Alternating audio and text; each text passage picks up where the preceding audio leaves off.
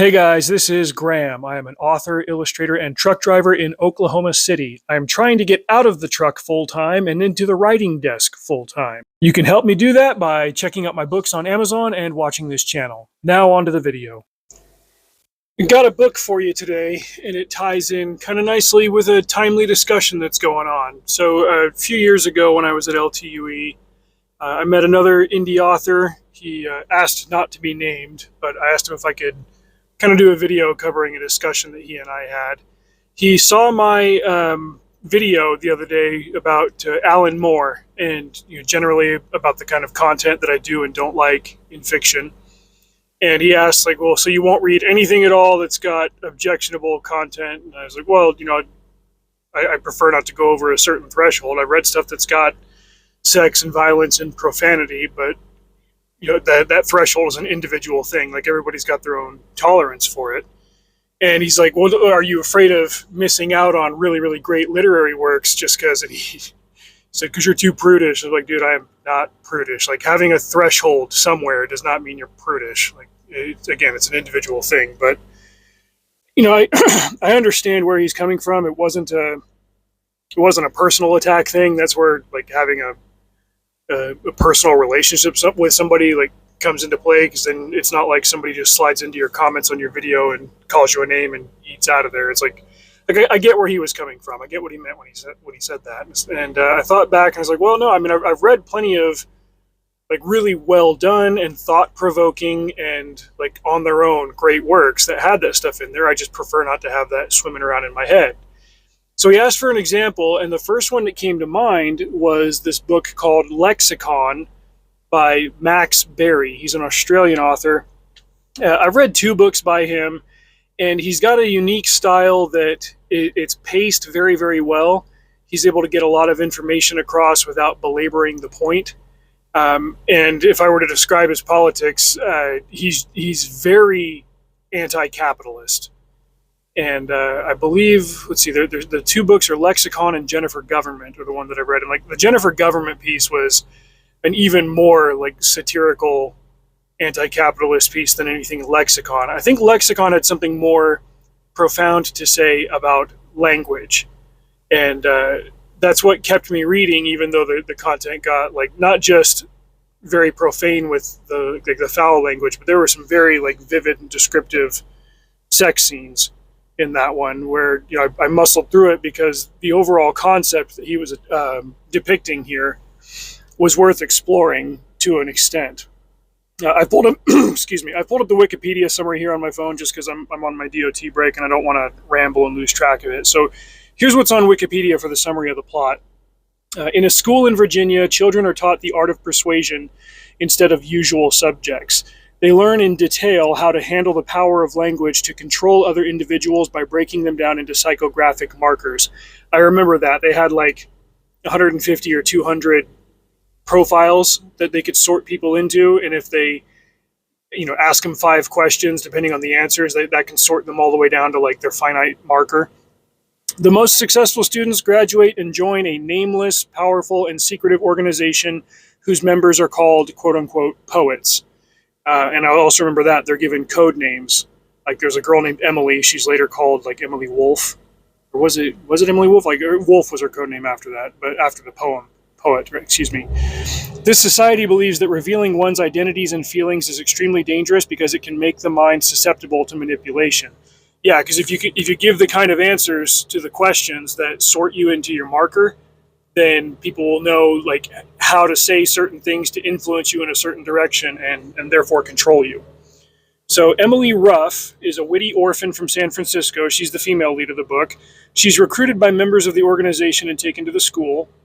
After she passes the strange and rigorous entrance exams, yeah, that's one way of describing them. Like one of them is just awkward and uncomfortable. The other one is like very X-rated. Like she's persuaded, we'll say, into doing something for late night Cinemax type scenarios, and like she's able to snap out of it, and that's her passing the test.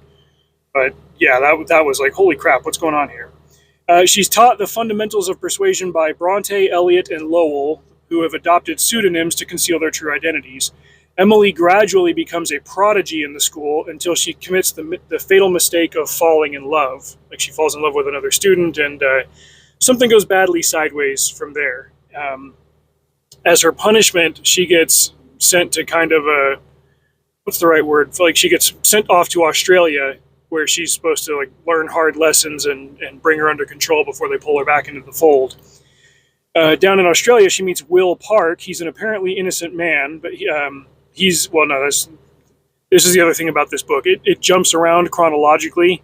It starts with Will in the present getting beat up in an airport bathroom, and then the story like works backward and forward and backward and forward. I will say that Max Berry did a really good job of keeping the timelines clear to the reader without putting time markers on every paragraph, like, oh, this is the past, this is the present.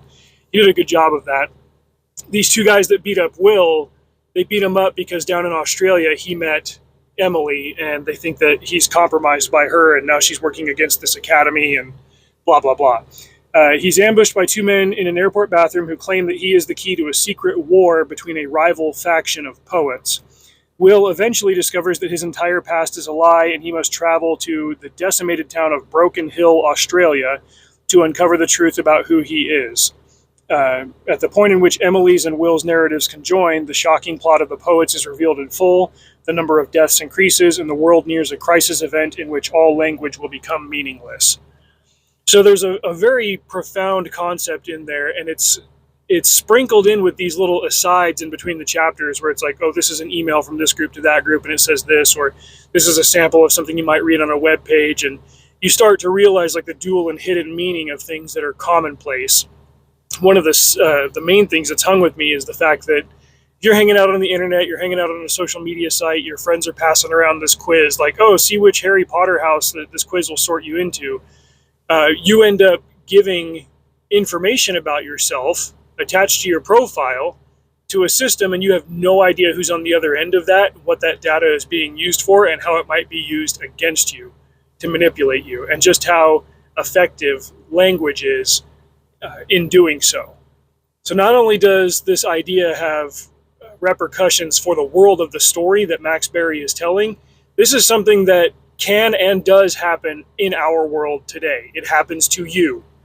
And the quicker you realize what those vectors are for withdrawing that information and manipulating you with it, the more hesitant you'll become to throw that information out there.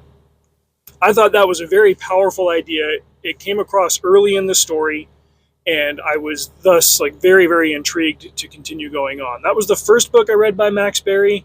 It didn't have so much of the politics that run contrary to mine, and it wasn't like a piece of hackery or anything. It was a brilliant but very vulgar piece of work. And then I read Jennifer Government, which, sorry, I got protein smoothie stuck in my throat here, which was, again, like an even harder left book. But the prose and the narrative were very, very readable. Like, they moved very quickly. The content wasn't as graphic in that one. There was language, but not as much sex. Like, sex played a much bigger role in lexicon. It was still interesting to read, even if the ultimate point of it ran very counter to the things that, I hold on to as far as, some political values. But again, like, there's an author whose content is more often than not beyond my threshold, and whose politics run very contrary to my own, who nevertheless wrote, at least for the two that I've read, a pair of very compelling and well-written books. So I'm not 1,000% against reading something, but it's got to have an extremely strong idea if it's also going to have content that's beyond my threshold. And the strength of that idea will be measured by me in the same way that the threshold of the content will be. So I'm sure there will be plenty of people recommending, like, oh, well, you should read this book or that book. And those books are diamonds in the rough, the ones that I would even push through the really rough content to explore a compelling and practical idea. They don't come along very often, and just for the sake of holding to my own standard, I don't usually seek them out. So we had a really good discussion, me and this guy. I haven't even given him a code name. Whatever. Like I said, he asked not to be named, but I asked him if I could talk about this on the channel, because we had a good discussion, and that's why that's why I just have the rules in place for myself that I do. There are things that I don't want swimming around in my head, and that's why. But occasionally, if the right book comes along, I'll push through it to see where the idea goes. So those are my thoughts on Max Berry's books, at least the ones that I've read. If you're going to read those, well, caveat lector, that's the content that's in them. Nevertheless, a couple of interesting books. Hey, thank you for watching that. Did you know that I'm also an author? You can check the description for a link to my book, Mr. Friday. It's set in a future where Black Friday is militarized and televised, and the best Friday fighters end up getting sponsors and backing, but it just so happens that the very best of them actually wants to take the holiday down. When he's approached by a couple of other like-minded fighters, he jumps at the chance, and it goes haywire from there. This is a short novella, and it's available in ebook format for just 99 cents. Drive safe. See you out there.